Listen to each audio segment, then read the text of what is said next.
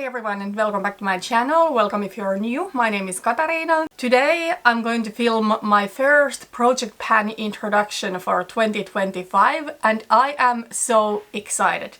So as you can see from the title, I have decided to do a pan that face palette project for 2025, and the palette that I will be panning is my Charlotte Tilbury Nudegasm face palette, which we are soon going to take a look into the palette and talk about my goals for each of the products in here.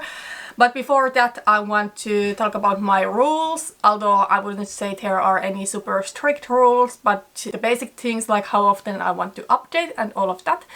And then also I want to talk about the reason why I want to pan this palette. I am going to update this project quarterly, because I feel in 2025 I don't want to do too many projects where I need to update super regularly. I know I will be really busy throughout the year with my studies. It's going to be the last year of my studies and I really need to prioritize school. And with cheek products the progress is typically a little bit slower, so I feel this is a project where updating super often doesn't necessarily make sense. Anyways, the progress might be a little bit discouraging if I look at it each month. So yeah, quarterly updates. I'm not going to be tracking any of my uses with this palette. I feel in 2025 the only products that I want to track are lip products, because that's something that I typically enjoy.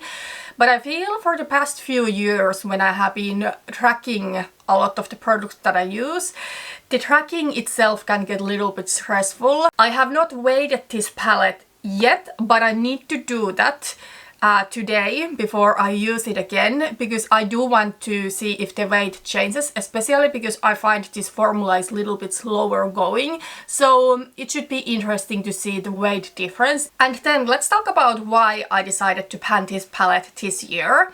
So you maybe saw a video from me earlier this fall where I had to declutter some of my really old and expired makeup because I got a rash from using really old eyeshadows, and that whole experience made me realize that I'm just no longer willing to use really old makeup. These days I am way more mindful about the age of my products and I pay more attention to things like expiration dates, although I don't always follow those super religiously and I try to use common sense. Now this palette I bought in summer of 2022 for my 30th birthday, so it's going to turn 3 years old next summer. And in the past I wouldn't have thought that 3 years for cheek products is old at all, but now it is the oldest cheek product in my collection, I think. This palette was pretty much unused until this year because I had been focusing on some really old cheek products from the last decade. But now this fall I have started using it more and I got to say I really do enjoy it and I do want to get more use out of it, and then probably after 2025 get rid of it. I don't think it's a realistic palette for me to finish. There's 4 pans, couple of them I do think I can finish, and then 2 probably not. This palette only has 18 months of shelf life, so we're already like a year past the official expiration dates. However, in my opinion, 18 months for powder cheek products is a pretty short shelf life. So here you can see that I don't always follow those expiration dates, especially when it comes to powders. But at the same time, this is starting to be older, so it is getting to the point where I really want to focus on it and then get rid of it after focusing on it for a while. But yeah, I feel I have already rambled quite a bit about the rules, about why I want to pan this. So let's take a look into what this palette is looking like currently. So here you can see what the palette is looking like. Thankfully it doesn't look completely unused. There's some visible progress. And yeah, let's talk about all of the products here and what my goals are. So this palette comes with a highlighter, a blush and 2 bronzers. And by the way, I am wearing all of the products today on my face.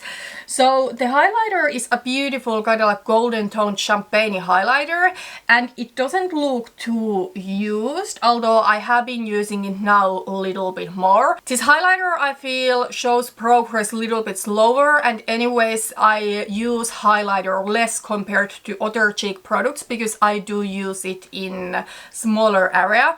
But at the same time, if I wear a highlighter in my inner corner or sometimes as an eyeshadow all over the lid, which I sometimes like to do with this one, a little bit deeper dip might start forming, so that way I might be able to hit pan a little bit quicker. But in general I feel this formula is just kind of like a little bit harder, not necessarily in a bad way, but in a way that it shows progress slower. This shade totally is something that I don't think that I can finish, but I do want to hit pan on it. Then there is the blush that I have already hit pan on, and this one I think I want to finish next year. I am wearing this blush today. Obviously, as you can see, it is a beautiful kind of like orangey peachy color. I think it works really well for me, but I will say this tone is something that I gravitate towards mainly in summer and fall time. Maybe in spring too if I want to go for a more peachy blush, but now that we are getting into winter I probably won't use it a lot. So I expect myself starting to get better progress on it the second half of the year. But I have just started using it more this fall, and I was already able to hit pan, and there's pretty much there in the blush. So I do think that I probably can finish it because I don't have any other blush in similar color, and usually when I want a warm neutralish peach blush, this is what I now wear. Then let's talk about the bronzer still. So the darker one I have recently worn as my contour, and that's also what I have done today, and I think it's a really nice tone for that. And then the lighter one I am today wearing as my bronzer on my forehead. These are a little bit cooler tones, so I feel they are more of that contouring thing, not that much of a bronzer. But now that I don't have any tan, I feel even the lighter shade works pretty well for me. But when I do have tan, I feel this is then too ashy and I want to go for something a little bit warmer and maybe something glowy. These both have pretty matte finish. I think with the darker one there's no way that I could finish it, but I would like to hit pan.